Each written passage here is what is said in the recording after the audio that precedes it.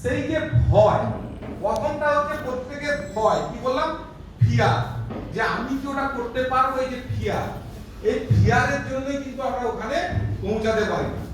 আরেকটা কি, তার সাথে সাথে আমাকে ডিজায়ার দিতে হবে, ডিজায়ার, একদম দৃঢ় সংকল্প হতে, যে হ্যাঁ আই ক্যান, আমি পারি, আমি এটা করতে পারবো।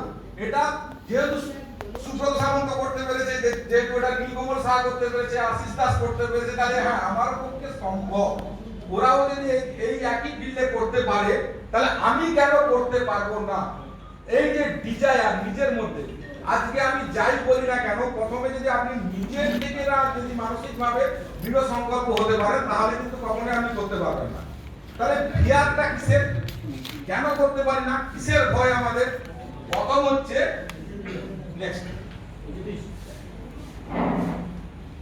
কিসের ভয়? প্রথম হচ্ছে ফিয়ার অফ লুজিং, কি বললাম, হারানোর ভয়। দ্বিতীয় কি, ফিয়ার অফ পেন, মানে যন্ত্রণা নেওয়ার ভয়। আরেকটা কি বললাম, ফিয়ার অফ ক্রিটিসিজম, মানে সমালোচনার ভয়, যদি না আমি করতে পারি লোক তাহলে আমাকে এইটা বলবে, সেই তো ফিয়ার অফ ক্রিটিসিজম। আর চতুর্থ নম্বর কি হচ্ছে, ফিয়ার অফ ইনঅ্যাডিকুয়েসি, মানে কি যথেচ্ছতার অভাব। এবার আমি প্রতিটা পয়েন্ট নিয়ে আলোচনা করব যে ফিয়ার অফ লুজিং কি।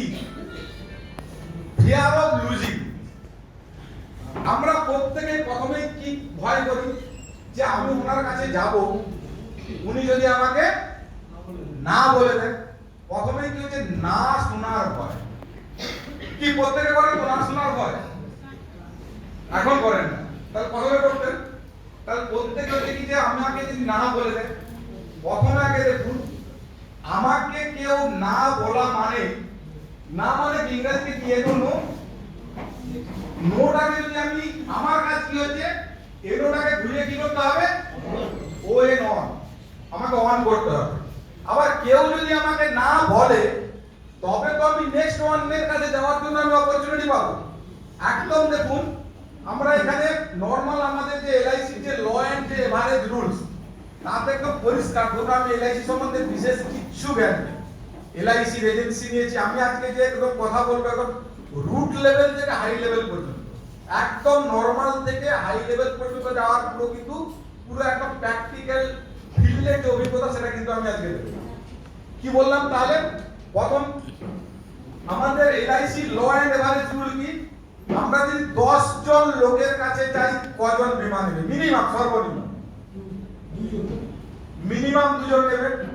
মানে ধরুন আমি বললাম প্রথমে, দাদা একটা এলআইসি নেবেন, উনি বলেন না না না না না না না, প্রথম 10 জন একদম ভালো না, 19-20 জনের কাছে 17-18-19-20 4 জন নিয়ে নিল।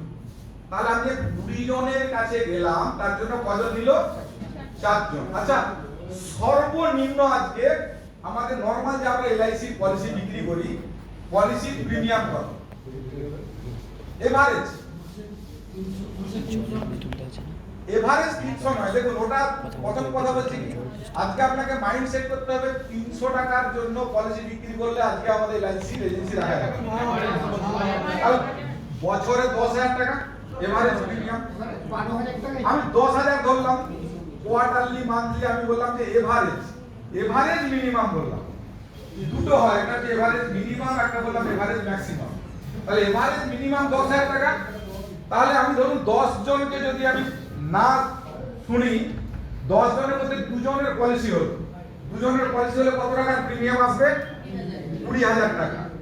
20,000 টাকা প্রিমিয়াম এলে আমাদের কমিশন কত হবে? 7,000 টাকা। তাহলে 7,000 টাকা প্রিমিয়াম আর কমিশন যদি আসে, 10 জনের কাছে গিয়েছিলাম বলে তবে 2 জনের পলিসি হলো। তাহলে 10 জনের প্রতি জনের কাছে যাওয়ার জন্য আমার ভিজিট কত হলো? কত? তাহলে প্রত্যেকে ভিজিট কত হলো? 700 টাকা। আচ্ছা, নরমালি আমরা যে সমস্ত এরিয়াতে থাকি, একজন এমবিবিএস ডাক্তারের ভিজিট কত? 500 টাকা। কলকাতায় 1000, মানে আমি বলছি গ্রামের লেভেলে বলছি 300, 500, 700, 1000, 500 এবারে এমবিবিএস হলে 500। দেখুন, আজকের দিনে আপনাকে আমি প্রত্যেকটা একদম এখানে বলে দেবো কোন হসপিটালে কোন ডাক্তারের কত ভিজিট। আপনি যদি অ্যাপোলোতে দেখান, সে কি হবে? এমডি এফআরসিএস হবে তার ভিজিট 1200 টাকা, কারো হবে 1500 টাকা। তাহলে ম্যাক্সিমাম মিনিমাম এমবিবিএস হলে তার ভিজিট 500 টাকার বেশি না। তাহলে একজন এমবিবিএস ডাক্তার মানে কি উনি টু মাচ ইন্টেলিজেন্ট, কঠোর পরিশ্রম করে আগে নেট পরীক্ষা দিয়ে চান্স পাওয়ার পর, তারপরে ইন্টার্নশিপ করার পর, তারপরে মার্কেটে বসার মতো উপযুক্ত হলে তার ভিজিট কত? আচ্ছা, আমাদের এখানে এলআইসির জন্য মিনিমাম কোয়ালিফিকেশন কি লাগে? মাধ্যমিক বা উচ্চ মাধ্যমিক নরমাল। তাহলে একজন এমবিবিএস ডাক্তারের ভিজিট কত? 500 টাকা। আর আমি যদি 10 জনের কাছে যাই আমার ইনকাম কত হবে? 700 টাকা। তাহলে আমাদের এমন একটা আমরা পেশার সঙ্গে আছি যার আমাদের একটা না শুনলে আমি কত পাবো? তাহলে ভয় কিসের? তাহলে ভয় কেন? তাহলে আমরা ভয় করছি কেন? কি হারাবো?